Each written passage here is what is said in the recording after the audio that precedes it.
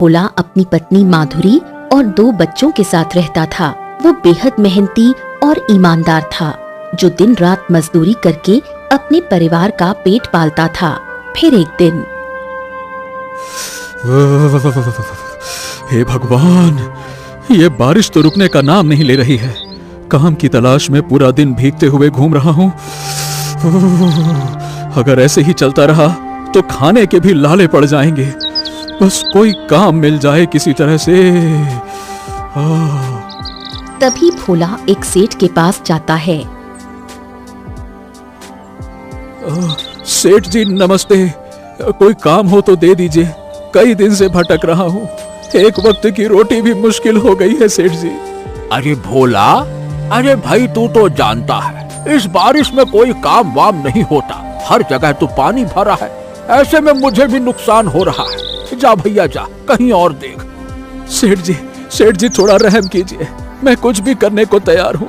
जो काम कहोगे आप मैं करूँगा। कई दिनों से भटक रहा हूँ, हर जगह से खाली हाथ लौटा हूँ।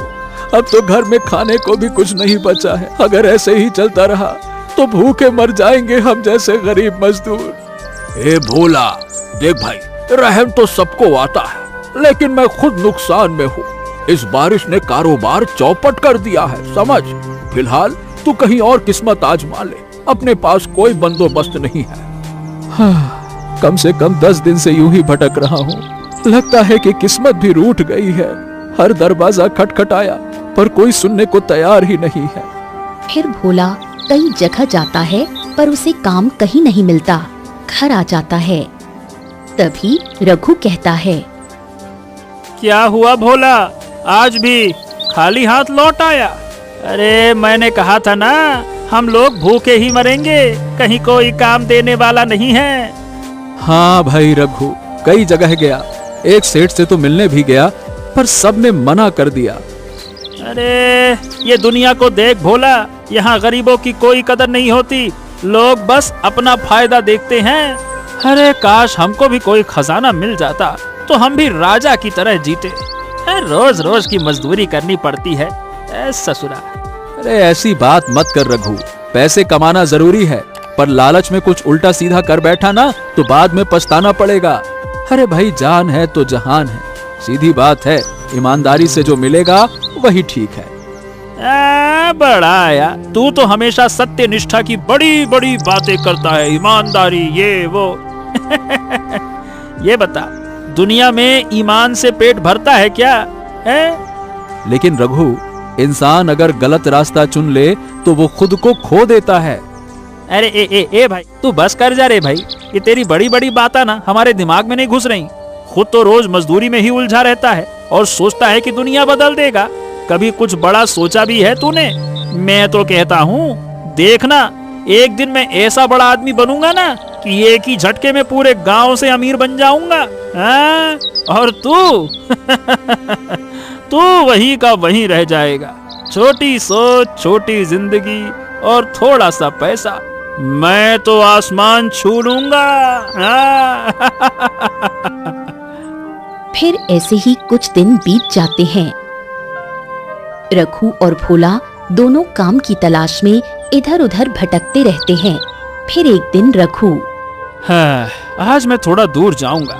कहाँ तक यूं ही मजदूरी करता रहूं? अगर किस्मत ने साथ दिया तो आज कुछ बड़ा हाथ लगेगा। रघु चलते चलते घने जंगलों में चला जाता है। तभी अचानक तेज बारिश शुरू हो जाती है। हम हैं राजा, इस गांव के हम हैं राजा। अरे तेरी, ये बारिश भी ना एक दिन जान लेकर मानेगी। तेरे की कपड़े भीग गए, ठंड भी लग रही है। जल्दी से किसी पेड़ के नीचे छिप जाता हूँ, वरना बुखार ही पकड़ लेगा। भोला सही कहता था, लालच में पड़ा हूँ, अब तो लौटना भी मुश्किल है। तभी उसे 2 तोते दिखते हैं। अरे ये तोते तो बड़े खास लगते हैं। एक काम करता हूँ, इन्हें पकड़कर बाजार में बेच देता हूँ, अच्छे पैसे मिल जाएंगे। कम से कम कुछ दिन तो चैन से गुजर बसर हो ही जाएगा। चलो पकड़ा जाए। रघु उनके पास जाता है। अरे ये दोनों बातें कर रहे हैं। हे ससुरा, ध्यान से सुनता हुई बोल का रहे हैं। क्या तुझे पता है उस रहस्यमयी खंडहर के बारे में जो इस जंगल के अंत में है? जो भी उसका रहस्य सुलझा लेगा वो माला माल हो जाएगा। उसके पास इतना सोना होगा कि 7 पीढ़ियां भी खर्च न कर पाएं। अरे माला माल तो हो जाएगा, लेकिन अगर वो उसका रहस्य नहीं सुलझा पाया ना तो उसे अपनी जान से हाथ धोना पड़ेगा, क्योंकि वो खंडहर सिर्फ लालचियों को सजा देता है। हाँ, क्या ये सच है? क्या सच में कोई खंडहर है जहाँ खजाना छिपा है?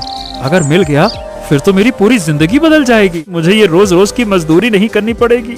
भोला भोला तो हमेशा समझदारी की बात करता है, पर अब वक्त सोचने का नहीं है।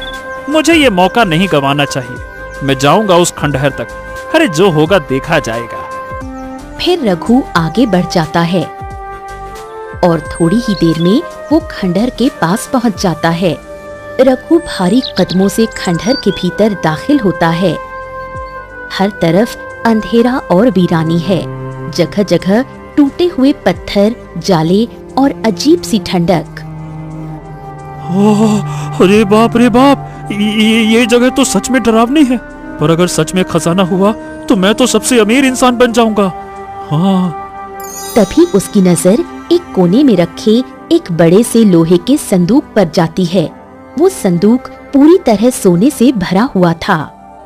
ओ, हे भगवान, इतना सोना! ये तो मेरी किस्मत है जो मुझको मिला। ये सब मेरा हो सकता है। बस मुझे किसी को कुछ भी बताने की जरूरत नहीं है। हाँ, मैं अकेला ही सब कुछ ले जाऊंगा। अब मेरी गरीबी हमेशा के लिए खत्म। रघु संदूक की ओर धीरे धीरे बढ़ता है। तभी वहां अचानक एक डरावना धुआं उठता है और उस धुएं से एक भयानक जिन प्रकट होता है।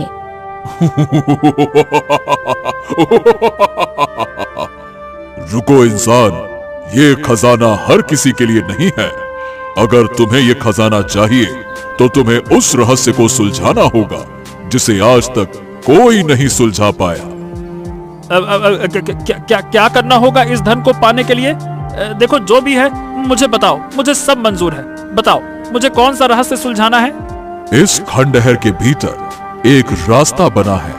वही रास्ता है उस रहस्य तक पहुंचने का। अगर तुमने वो रास्ता पार कर लिया और रहस्य को समझ लिया तो ये सारा खजाना तुम्हारा होगा।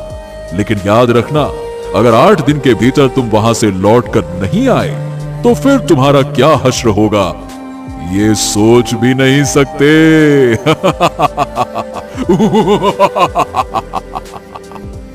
रघु बिना कुछ सोचे उस अंधेरे रहस्यमयी रास्ते में उतर जाता है। रास्ता संकरा है। दीवारों पर अजीब सी आकृतियां बनी थीं। राम राम राम राम राम राम राम। हे भगवान, राम राम राम। डरना नहीं है रघु, ये सब बस तुम्हें डराने की कोशिश कर रहे हैं। तुम बस खजाने पर ध्यान रखो, वो सारा खजाना तुम्हारा हो जाएगा। बस हिम्मत रखो। राम राम राम राम राम राम राम राम राम राम राम राम राम राम राम राम। डरते डरते रघु अंदर चला जाता है। देखते ही देखते 8 दिन बीत जाते हैं। 8वें दिन की रात को खंडहर बीच एक खंभे से रघु की लाश लटकी हुई मिलती है।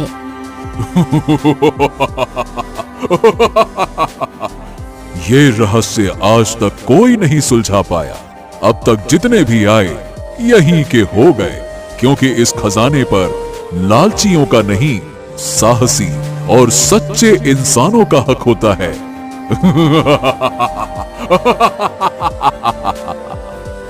खंडहर फिर से शांत हो जाता है और वो सोने का संदूक वैसा ही चमकता हुआ वहीं रखा रह जाता है।